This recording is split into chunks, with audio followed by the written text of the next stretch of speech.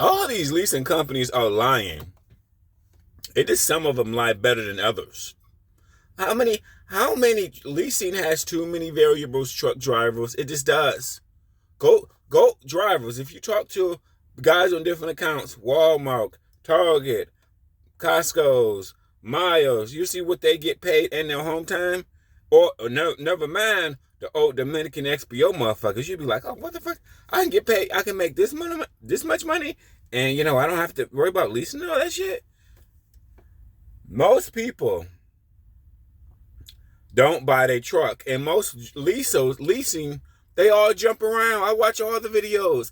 Landstar, Prime, IFS, some other small ones that I hold up, F2F, some Mercer, but I really just watched the mega ones, which is Prime, SFI, who else is the big Landstar, who else is the big one? Oh, JB Hunt. Well, JB Hunt don't have a lease program, but they have their own load board. They have Landstar, pretty much Landstar and JB Hunt pretty much kind of like do the same thing. They got their own load board for people that got their own trucks. But it's a failed process, bro. Bro, it's a failed process. Look at it. Guys wouldn't keep jumping around. But I get it. You know what I'm saying? You see a check, $1,500, $2,000, $2,500. Great. Here's the thing nobody tells you. Eventually the truck gonna break down. So about time you pay the truck off, no matter who you with, whoop-de-whoop, no matter the fucking company, right? No matter who you with, eventually the truck gonna break down. So you need to have some stacks ready to go at all time. Now there's some positive. I was talking to an SFI guy, former SFI guy, and I think he took the truck to the bank or whatever. He built up his credit, and he said what SFI was charging him, which would be just ridiculous high per week, he wound up saving like twice as that when he went through a bank with his credit. So he said SFI was a complete ripoff because they just charge so much. But and super ego in my news feed all the time, $400 a week. You can be your own boss making $400 a week. You idiot. You think the truck only costs $400 a week? Do you think Prime guys is paying that? Do you think SFI guys is paying that? Do you think JB Hunt 360 guys are paying this $400 a week? What? Where they do that at? The blind leading the blind, bro. The blind leading the blind. Leasing doesn't work because it has too many fucking variables. First of all, truck drivers, you need to know how much does the load pay? What's my load? Everybody got all these different fucking charges, bro. Eventually, the truck gonna break down. About time you pay that motherfucker off, it's gonna be broke down. You need contract dedicated freight. What do LTL people got? They got contract dedicated freight, bro. That's what you should learn from trucking, period. They don't work the spot market. JB Hunt got their own freight and contracted freight and dedicated freight. They got all this shit. They not working the spot. They not worried about loads going up and down because JB Hunt and Landstar know that's a stupid process. JB Hunt and Landstar realize you need lanes under contract for $3.50, $4, whatever it is, $2.75. So you don't have to worry about the fluctuation of the fucking market. You let these owner operators who don't got contracted freight, they deal with the leftover shit. You get the leftovers. Think about this. Think about that for a minute. About time your truck is paid off, it will be broke down. Truckers, we do not want to work harder. You want to work smarter. You do. That's why I recommend dedicated accounts. And don't chase the money. Just because somebody over here leasing, cashing a $2,500 paycheck, he got a whole bunch of responsibilities. Remember, tires on these bitches cost $300. So whether you at Landstar, whether you at JB Hunt 360, shit, you got to pay for a motherfucking new tire. You know it's just a matter of time for your broke ass get a flat tire. You know. It's a matter of time. Now, when it comes to 5-year truck, 4-year truck, shit, the brake don't break down. Like, that is me. I make this shit dumb easy. Let's make it dumb fucking easy. Well, 4 years with a new truck, it's going to break down. It's going to break down more than a car will because you're always using it. You're always using this bitch. Like a new car, you're not always using it. Truck, you're always using that bitch. at least 50 hours a week. Some of y'all motherfuckers doing more than that. But just think about it. That's why I am a fan of dedicated freight. Okay, I am a fan of LTL. I wish I would have knew about LTL. Now I got to get my record back up shit. But motherfucker, I mean, a lot of guys only talk about OTR, which is the shittiest part of trucking. But if you got to do it, you got to do it to get your record back up. I understand. But if you want to be a smart driver, you want to work LTL because they make just as much money and they off on the weekend. Or at least they got 2 days off a week. I'm not necessarily saying they off on the weekend, but they got 2 days off a week. I talked to an XPO guy, see what they were making, and I talked to a home Dominican guy. I'm like, fuck, I'm doing a shitty end of the stick. I'm out here for weeks at a time. Don't know God know where I'm going. Like one guy told me he only drove like 200-mile radius back at the crib.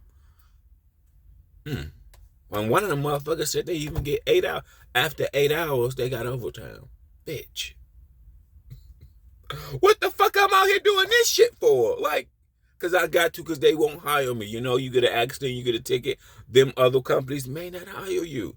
Truckers, we want to work smarter, not harder. I follow motherfuckers. I watch all the fucking videos, okay? It's not about wrong or right. It's about collecting information. Your truck will eventually break down. You fucking retard. What you can learn from a JB Hunt and a mega carrier, they have dedicated freight. They're not dealing with the freight going up and down. And then also, this is why I asked the question too. Just to ask a dumb question. If Schneider SFI is offering a $5,000 bonus, where are they getting this $5,000 from? Are they just reaching out of their pocket and just giving it to you? No, bitch. It's because the loads probably pay $3. The load, this is I realized how they do. The loads probably pay $3.50, but they only running you the load for $2. That's how I figured it out. Because why are they giving out bonuses? Like, see, why are like Hochback and all this? This is what I realized. Like when companies got like Hochback, for an example, they was giving a bonus. You know what? Because they had contracted freight, so they know for a certain amount. So they know once you start running this freight, you're gonna make us a lot of money. They got contracted freight. That's why people have bonuses, because they got contracted freight. You ask yourself, where are they pulling this $1,000 from? Okay, it's Schneider SFI. They're gonna give you a $5,000 bonus. And then I start seeing how much some of their loads pay, and some of their loads for the SFI drivers pay shit. And I'm thinking like, the load really probably paid $3.50, but they gonna tell the SFI guy it only paid $2 a mile. That's what I figured. Where they get this $5,000 from? Same with these other people. It's a lot of other carriers, mega carriers. They offer bonuses for orientation. Where do they get this bonus money from? Because they got contract dedicated freight.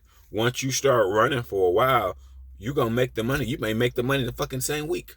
Same week you may make them like $5-6 grand. So shit. They'll set up the win.